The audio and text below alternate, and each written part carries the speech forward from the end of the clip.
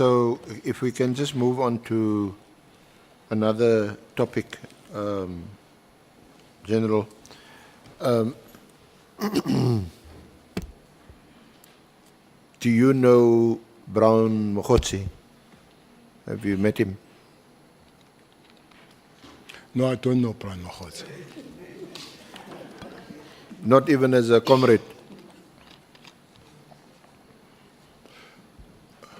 No, I've just known him of late because he's quite big on media. Yeah. I think he's the biggest person on media at the present moment. You never met him in person? No. I haven't met Brown Mogotsi. He's not on your WhatsApp?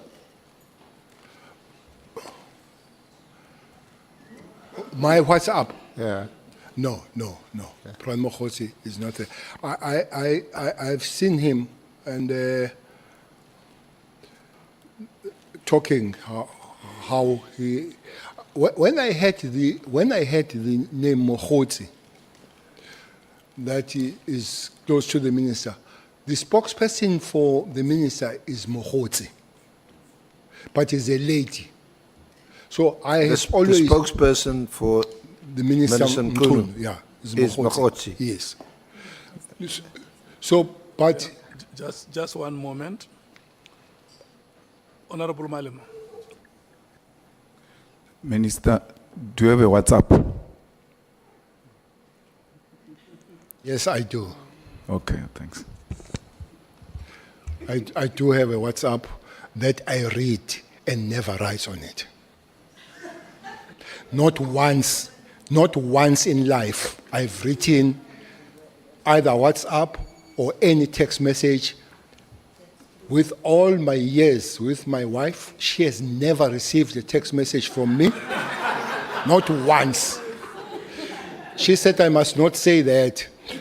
So with my PA that I've worked almost 20 years, Sharon, she has never received.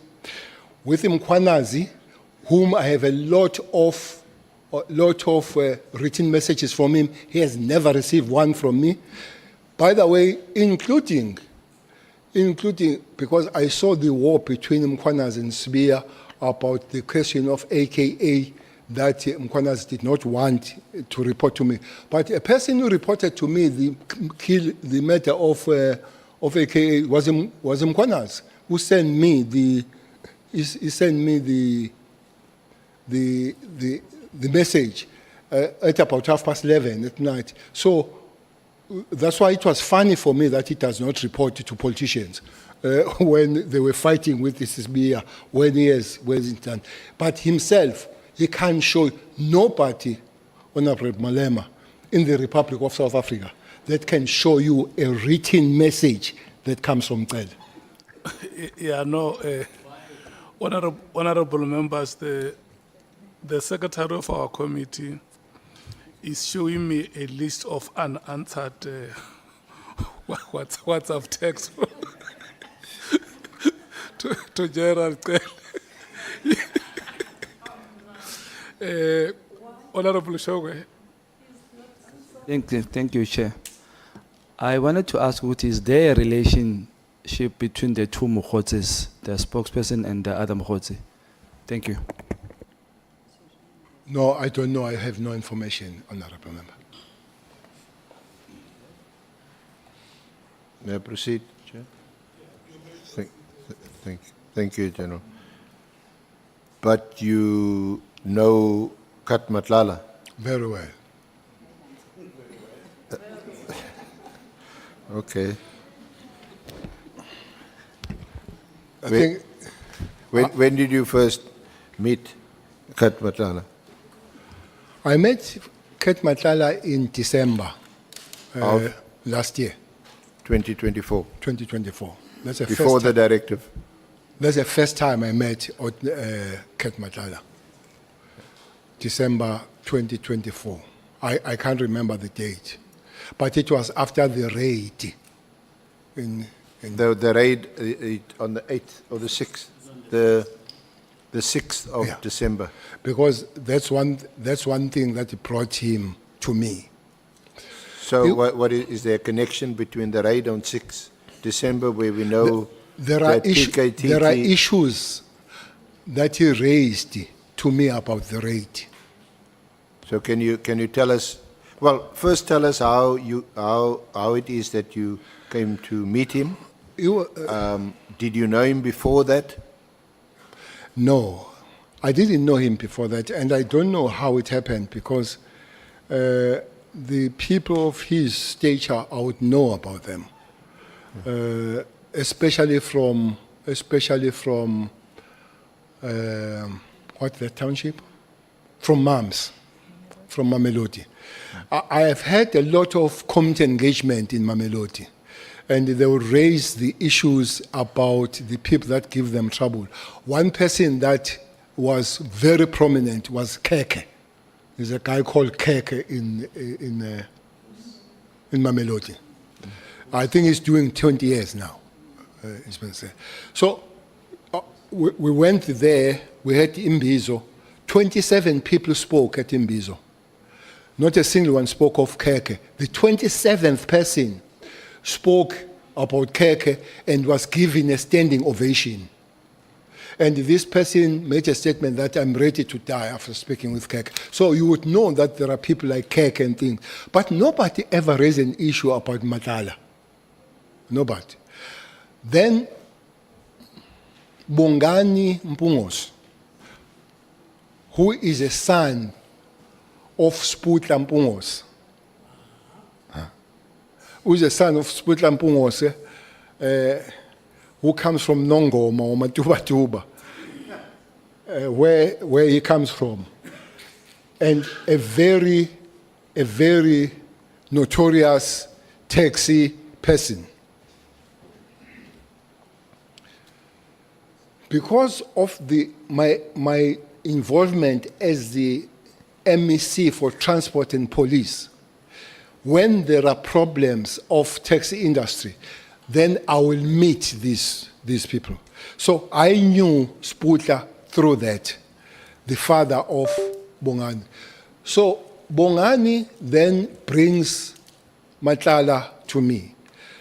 So I think a week or 2 weeks I've read earlier to say there is this Tembisa person who has received this 360, is it 360 or 260 amount of contract from the South African police. They came and I met them in Beverly Hills in Durban. So I met there. I think I delayed two days because Bongani, who's known as Mabonga, did not tell me that he's bringing somebody else. So as I came there, because there was a photo of Kate, I said to him, "You look like Kate." He said, "I'm one." I said to him, "Nkosiam, what's the story with you and me and all that?" So he said, "No, he has asked Mabonga to come to me because there are 2 issues he wants to raise with me." Where were you meeting? Beverly Hills Hotel in Durban. The Beverly Hills Hotel. Yes, sir. Do you know Beverly Hills? It's a fancy hotel.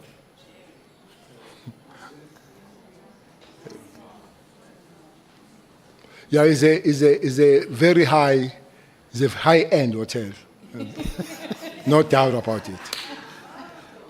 It's a high-end hotel, Beverly Hills. But we met at the dining hall there, and then he raised 2 issues. He said Mabonga must bring him to me because he realizes that he's being abused or he's being used for the political games that he do not understand. Firstly, he said he has met Minister Mkhunu, him and Brown Mahose, 3 of them. And they spoke about him because he's got money through the tender, him to fund his project of becoming either a president or deputy president. He didn't know. Myself, I didn't know which project was it. So that's that. But so just to be clear, so he's telling you that he met with Mogotsi and with Minister the minister, Mkhunu, yes. And it was about the funding of the for- project of of the becoming project. a president or deputy president. Okay. This is Kat telling me why he wanted to meet me. But what puzzled him there, for him to want to meet me, he was told by the minister that we'll work together so long we don't come close to Cele and Zuma. I don't know why he mixes me with Zuma. But it looks like that's what he said, that don't come close to Cele and Zuma, so we'll work well with. So that's why he says he realized that there is a game, some political games, hence wanted to see me. Did he give any details of when they met? He met with Mogotsi and with Minister Mtunu. No, and I did not want details myself. But he didn't. The second one was about then the raid. The raid that happened, I didn't know about the raid. As I'm saying that maybe this latter part of some members of PKTT joining Gauteng, I didn't know until Kat says to me, he wants to speak to me because he was raided. He says the people that raided him woke him up as he was sleeping and bambulingu bathi vuka. Then I realized that was a special task force. Immediately, when they come to your bathroom and they wake you up, that could be only nobody but a special task force, those capabilities. So I realized that was this. So I asked, what has happened? No, they've raided him on matters, I think on matters of accusation of drugs and all that kind of thing. So me, where do I come in? No, he says, he comes to me because he realizes that he has been abused. After that, he says he has been approached by Sibia, General Sibia, to write an affidavit against Khumalo so that Khumalo can be arrested. So this Kat tells me. Which Kumalo? You The know Khumalo- quite a few Kumalos. No, this one, the Not head, Dr. Khumalo. the head of the CI. The head of the CI, the leader of the PKTT. Yeah. He says, so why? He said, no, I've come to you because of that. But what made me really come to you is that there is a case that is coming next week where I've taken Khumalo and his team to court for unlawful raid. So the reason is that I must take Khumalo to court so that he can lose the case and the Sibia finds the way to discipline him. That is Kat telling me the story. He goes on to say he was told or stroke the affidavit of taking Khumalo was written by Sibia to say they've stolen his Rolex and the Nopcwebe, what Nopcwebe? Jewelry for the wife. So they must write it so that it's not just the raid, but it's also the theft. So that's why he comes to me. He says he doesn't want to take police to court because he has just got the tender. So it doesn't want to harm his relationship with police. So Mamonga told him that I know Khumalo, so I can talk to Khumalo that they resolve the matter out of court. And indeed, I did speak to Khumalo about this thing. And I guess the lawyers did talk, and the matter didn't go to court. But also what was I suggested to him that maybe it would be good if he meets Khumalo and brings Khumalo per se. I don't know if they did meet with Khumalo. But in the case, I know that did not go to court. So that's how I know Kat, and I wish I could not have met him, but now I have met him. When did you speak to Lieutenant General Khumalo? Or was it after the meeting? It had to be.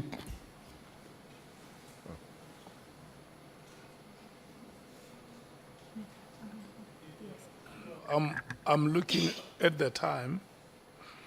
We need to break immediately. But I will request the Honorable Sokanyile to place a question. Thank you very much, Chairperson. No, I thought the former minister hasn't finished. If Matlala and so come to him to say that there is this for Kumalo, wrong affidavit, and Matlala has recently got the tender, then if they are saying that they've come to you to assist, they said to you, what are they going to give you? What was at stake for you, for them to assist? They didn't say anything. No, they didn't say anything by giving me the stake, and I didn't want any stake.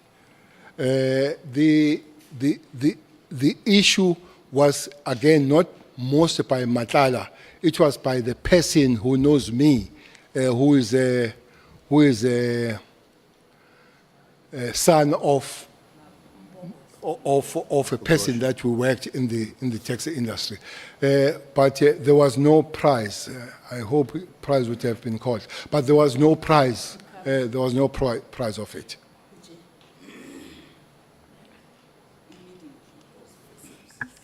Honorable Malem. So, General, we understand you to be saying a son of a person you have known convened a meeting and did not warn you that he's coming with someone else. And you walked into a meeting and then you found him with Matlala, a face that looked familiar. And you immediately said to this face, "Are you not Cat?" And he was quick to agree that he's Cat. And they came to you that we thought you can help us with the following issues because we think you've got relationship with Kumal. One issue is that I'm being abused or used because I got a tender of 360 million to finance a campaign of Minister Mkhunu to become either president or a deputy president. I had a meeting with them, Mkhotsi and Mkhunu, and they can only work with me if I don't bring Cele and Zuma into the picture. And then secondly, I was raided illegally. My watch was stolen and the jewelry of my wife. And Sibia wrote an affidavit for me to sign so that if Kumalo is found guilty in court, he can be disciplined internally. And then that's the way they'll find the quickest way to get rid of Kumalo into the police. And then he realizes then that I'm being used to fight internal police battles. Yes. And as they articulate that, nothing has been offered in exchange for you to intervene or help them. They don't say, as a result of this intervention you're going to make, you'll get this or that. They just came to you as a well-known politician, an elder to this Mpongo's son, and they thought perhaps they can get counseling, advice, and some intervention from you. Am I correct? I believe so. Thank you. Yeah. With the one, the affidavit, you say Sibia gave to Cat to sign. I don't know whether was giving words to Cat, but the affidavit was influenced by Sibia when it was developed. It could have been written by Cat, but being instructed. Even that affidavit, I'm told, it was not even because this was happening in Waterkloof. But I'm told that the affidavit was signed somewhere in Soweto. They said there was somebody that would be easy, station commander, to sign and agree with that affidavit.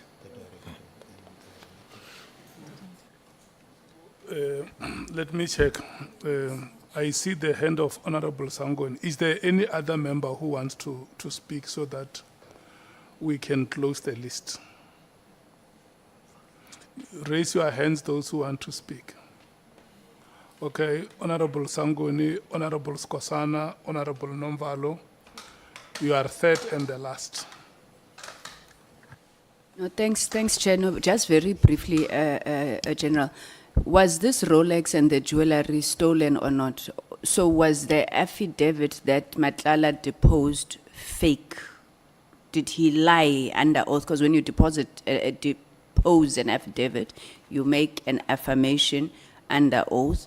So was the jewelry and the Rolex stolen regardless of who stole it? Or in your interpretation or understanding of the issues, he deposed a fake affidavit? Thank you. No, I remember him very well saying there was no Rolex stolen from him. I remember him saying so. That's why he raised the issue of him being. But the issue was that they had to find the way of dealing with Khumalo. That's why I always think that even the arrest of Khumalo at the later stage has got issues. They started some time trying to arrest Khumalo some time back. May I pass, Honorable Member? Honorable Skosana. Thank you, Chair. I just wanted to ask the former Minister, Cele, the clarity that for the first time when you met Kate was in Beverly Hills Hotel. Are you confirming that under oath? Sir. Thank you, sir. Thank you, Chair. May I pass? Charlie? May I pass? Yes, thank you. Honorable Nomvalo. Honorable Kusela copied my notes, Chair. I wanted to get some clarity on the jewelry issue, but it has been clarified.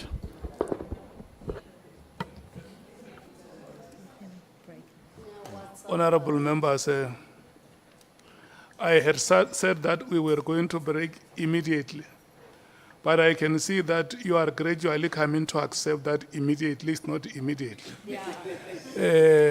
Senior SC, may I check if you wanted to conclude your questions before we break? The honorable members are agreeing that immediately is no longer immediate. It's a convenient time, Honourable Chair, to take the lunch adjournment. If So you are restoring immediately. yes. Thank you so much, honorable members. We will come back at 14 hours. Chair, may I make a comment? It looks like the immediate doesn't work for the witness. No, when we come back, I'm going to give you No, time. the witness was not asked